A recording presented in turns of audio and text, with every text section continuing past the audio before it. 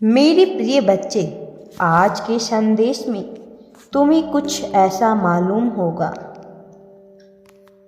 जिसकी तुमने कल्पना भी नहीं की थी। केवल अपना विश्वास ब्रह्मांड पर ऐसे ही बनाए रखना, क्योंकि विश्वास की शक्ति से ही संसार में रोज बड़े बड़े चमत्कार होते हैं। तुम्हारा विश्वास बहुत ही मूल्य है। यदि तुम्हारे अंदर कोई कमी है भी तो उस कमी को हटाकर स्वयं अपना भला कर सकते हो। इसके लिए तुम्हें स्वयं को रोज बेहतर बनाना पड़ेगा, तभी तुम अपनी इच्छा के अनुसार कार्य को प्राप्त कर पाओगे। मेरे बच्चे, इस संसार में जो व्यक्ति केवल अपने लिए जीता है, उसका एक ही दिन में मरण हो जाता है। परंतु जो इस संसार को अपना परिवार, अपना घर बनाकर जीवन जीता है, उस व्यक्ति का मरण नहीं, स्मरण होता है। इसलिए मेरे प्रिय, तुम इस संसार से जुड़ो।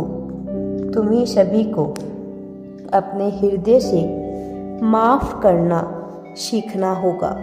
इससे तुम्हारे जीवन में एक अलग ही आनंद की प्राप्ति होगी।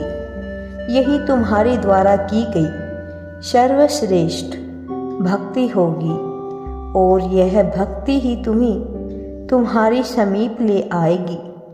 यही तुम्हारे जीवन में सुखों का संचार करेगा। मेरे बच्चे, वह सुख जिसकी आवश्यकता तुम्हारी आत्मा को है। हमेशा एक बात याद रखना मेरे प्रिय, और इसे कभी मत भूलना। यह संसार भले ही स्वार्थी प्रतीत होता है, परंतु तुम्हें अपना मन मलिन करने की आवश्यकता नहीं है। तुम्हारी आत्मा और तुम्हारी ऊर्जा सकारात्मक है। इसे सकारात्मक ही रहने दो। अपनी पवित्र ऊर्जा को किसी और की सकारात्मक ऊर्जा से प्रवाहित ना होने देना। किसी को यदि जवाब देना भी पड़े तो अपने कर्मों से दो। तुम्हें चुनौतियों से भयभीत नहीं होना है, क्योंकि तुम ब्रह्मांड के प्रिय हो। तुम्हारी भक्ति निस्वार्थ और सच्ची है, क्योंकि भयभीत होने वाले व्यक्ति जीवन में आगे नहीं बढ़ पाते हैं। तुम्हारा जन्म आकाश में विचरण करने के लिए हुआ है। अपनी अलौकिक ऊर्जा से इस संसार का कल्याण करने के लिए हुआ है। उसके लिए तुम्हें स्वयं को तैयार करना पड़ेगा, स्वयं पर कार्य करना पड़ेगा। मेरे बच्चे, प्रतिदिन अपने ज्ञान को बढ़ाने के लिए कार्य करना पड़ेगा।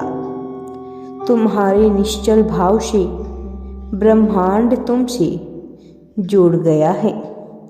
आज हम चाहते हैं कि तुम हमारी एक बात मानो जिसकी तुम्हें आवश्यकता पड़ेगी। तुम्हारे आसपास कई ऐसे लोग हैं जो तुमसे प्रेम करते हैं, परंतु कुछ ऐसे लोग भी हैं जो तुम्हें पसंद नहीं करते हैं। ऐसे में प्रश्न यह है कि जो तुम्हें पसंद नहीं करते उसके साथ क्या करें? मेरे प्रिय, ऐसे में तुम्हें उन्हें भूल जाना है। यदि कोई तुम्हें पसंद नहीं करता तो तुम्हें उससे घृणा करने की आवश्यकता नहीं है। घृणा करना तो उस व्यक्ति की समस्या है, तुम्हारी नहीं। यदि तुम इस स्थान पर नहीं होते तो भी वह व्यक्ति किसी न किसी से घृणा कर ही रहा होता। अगर पूरी पृथ्वी पर कोई नहीं होता तो मेरे बच्चे वह व्यक्ति अकेला ही होता तो वह स्वयं से ही घृणा करता। घृणा करना उस व्यक्ति की ही समस्या होती है जो घृणा करता है। इसलिए तुम्हें कभी भी किसी से घृणा या नफरत नहीं करनी है। यही एक सच्चे व्यक्ति की पहचान है। यही तो तुम्हें औरों से अलग और सुखी बनाती है। यही सोच तुम्हें संसार की सभी चीज़ों की समीप ले जाती है। मनुष्य के जीवन में केवल दो ही मूल्य वस्तु है, सुख और दुख। सुख वह है जो मनुष्य को उसकी सच्चाई दिखाए। दुख वह है जो मनुष्य अपने आसपास वाले की सच्चाई दिखाए। मेरे प्रिय, अब जो मैं तुम्हें बताने जा रहा हूँ उसे ध्यान से समझने का प्रयास करना। एक बार की बात है, देवी पार्वती ने महादेव से कहा, मैंने पृथ्वीलोक पर यह देखा है कि आप मनुष्य को ज़्यादा दुख देते हो। जो पहले से ही दुखी होते हैं और जो मनुष्य पहले से ही सुखी है, आप उन मनुष्य को और भी ज़्यादा सुख प्रदान करते रहते हो।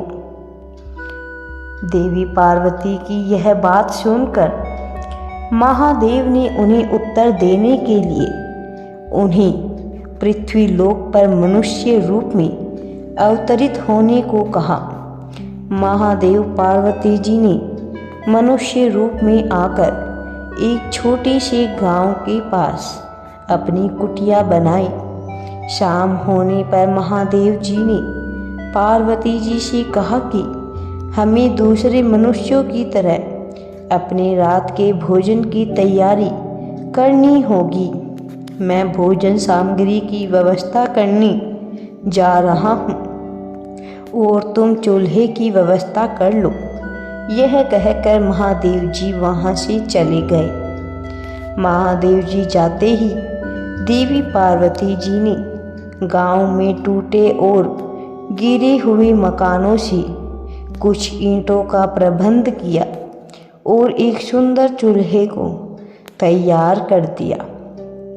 कुछ देर बाद जब महादेव जी वापस आए तो महादेव जी ने पार्वती जी से पूछा कि जो मकान पहले से ही टूटे हुए थे, तुमने उन्हीं मकानों से ईंट क्यों उठाई, जबकि तुम तो अच्छे और सुंदर दिख रहे मकानों से भी तो ईंट ला सकती थी। यह सुनकर देवी पार्वती जी ने उत्तर दिया और कहा कि हे प्रभु, अच्छे और सुंदर दिख रहे मकानों के निवासियों ने उन मकानों का अच्छे से ध्यान रखा है। उनकी मेहनत और उन मकानों की सुंदरता बेकार करना मुझे उचित नहीं लगा।